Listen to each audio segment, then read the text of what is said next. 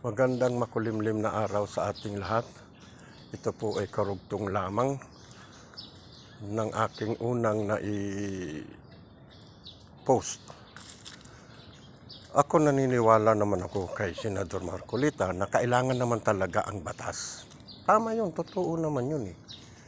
Pinaglalaban niya ang batas. Ayon ka naman talaga sa ibalik talaga yung, bago ibalik ang pera, ipasok siya sa Witness Protection Program. Pero yung batas na yun, ginawa, wala pa ang ganitong pangyayari. Billions ang usapan na ninakaw. Billions, hindi lang hundreds, hindi lang thousand. Billion ang tinutukoy na pera. Nung 87 Constitution, pasok yan. Ngayon may nangyari na yun. Magagawa pa ba yung ganun na batas? Hindi na. Kaya maging na lang tayo, initiative na lang. Di ba? Sabi nga ng ng ibang mambabatas mababa sa 50 million. Grab ang korupsyon. Isipin mo, mababa sa 50 million, pasok sa grab ang korupsyon. Bakit hindi natin babaan? 10 million nga lang, ang sakit na nga sa damdamin na hindi ka kasawhan ng grab ang korupsyon lang ipapataw sa'yo Di ba? Plunder pag mataas sa 50 million. Plunder. Di ba? Bakit hindi natin babaan sa 30 million, sa 20 million, gawin natin plunder? Laking pera yan. Million ang pinag-uusapan. Ngayon, billion na. Haharangin mo yung taong bayan na sumisigaw na ibalik ang pera. Kaya dyan ka napupulaan. Diyan sinasabi ng taong bayan sa iyo na pinoprotektahan mo ang magnanakaw. Di ba? Bakit naman ganun? Binabasihan mo 1987 Constitution, wala pang pangyayari na ganyan. Imagination lang yun siguro nang ginawa yung batas na yan. O di ba? Ngayon mayroon na, di baguhin na yung batas, isuli mo na. Pero sa ngayon, kailangan muna isuli yan. Nandun na tayo, na kailangan, sabi nga ng ibang senador, kailangan natin baliin ang batas. Totoo yun. Kasi malaking pera yan, pag hindi mo muna yan pinasurrender, di, baka ubos na yung pera bago makasuhan yan. O, di ba? O kaya, sige, kunin muna natin yung pera. Ilagak natin sa isang tabi. I-secure yung pera na yan. O, saka na yung kunin kung sakaling mapag-usapan yung Witness Protection Program na sinasabi mo. Di ba masakit sa taong bayan yan? Laking pera, ang daming naghihirap. Tingnan mo nga, Luzon, Visayas, Mindanao na, nalantad na, divine intervention na yan. Tapos haharangin mo, magagalit talaga sa iyo yung tao. Di ba wala kang kakampi doon sa Senate? Walang kumampi sa iyo.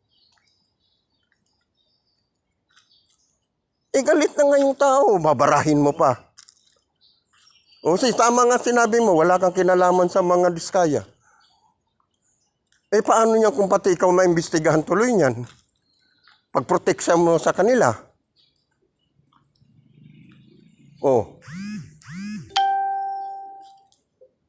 Tayo, maging makatotohanan tayo. Sabi nga nila, pag maliit lang na tindera, ang dali niyong naikulong. Yung mga managnakaw na kapiraso lang, madali niyong ikulong.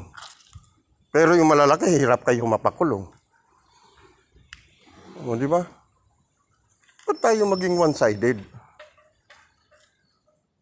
Kasi nakakasama rin ng loob yan sa mga taong nakikinig, nagmamatsyag, gumawa na nga ng rally.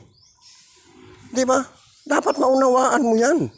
Ngayon, sinuli na, unti-unti, in good faith. Di ba? Maganda yun. Parang naman, wala naman talaga akong kinalaman dyan na-pressure kami. Natural, mapipressure yan sila. Kasi, tingnan mo hitsura ng mga yan, ang babata pa ng mga yan nandyan na iniimbestigahan. Kinukuha lang kung sino talaga ang may ulo dyan. Tingnan mo yung naging riot. sa Mindula. Posible may ulo din yan. Hindi naman gagawa ng ganun niya kung walang ulo yan. Dahil sa batas ngayon ng pambata, hindi mo pwede galawin yung mga bata ngayon yan. DSWD pa rin yan. Di ba? Siyempre, babatikusin yung mga polis. Gigil na yung mga polis na gustong putukan. Hindi lang magawa kasi may batas nga. Sinusunod ang batas. Di ba? Tulad ng sinabi mo, sundin ang batas. Pero wala na sa katuwiran yung batas kasi nangyari nga yung batas na yung ginawa. Wala pang pangyayari na ganun. Billions ang pinag-uusapan, hindi lang 1 billion ang pinag-uusapan dyan.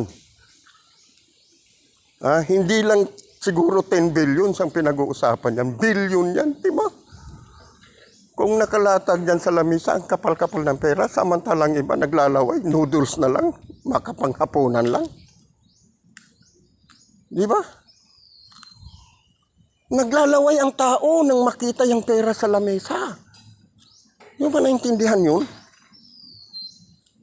Kami nagtitiis, nagdidildil ng asin, tapos nakikita yung pera nasa lamesa, nakalatag, di ba? Sinong hindi maglalaway niyan na maordinaryong tao? Dapat maging makatuwiran ka. Mag-isip-isip ka. Ngayon, di wala ka ngayong kakampi sa Senate. Alam ko magaling ka, maguling ka sa batas. Alam ko yan. Kasi hindi mo nga mabubusisi yan eh. Di ba halos lahat ng mga nasa Senate eh. Nasa konseho pa lang, gigil ka na sa mga pinaglalaban mong batas eh. Magaling ka sa batas pero dapat maging makatwiran ka. Hindi yung galing mo sa batas, ididikdik mo sa kapwa mo para sabihin talagang magaling ka. Di ba? Nagiging walang kakampi ka, nagiging kontrabida ka. Si Senator Rubin nga, kumampi sa'yo. Pero ano nangyari, di ba? Wala rin nagsuporta sa kanya. Maging makatwiran lang tayo. Ipabalik natin lahat. Lahat ipabalik natin, pati ang mga naambunan. Pati naambunan. Ipabalik natin. Ibalik ang pera ng taong bayan. Maraming salamat sa pangunawa ninyo.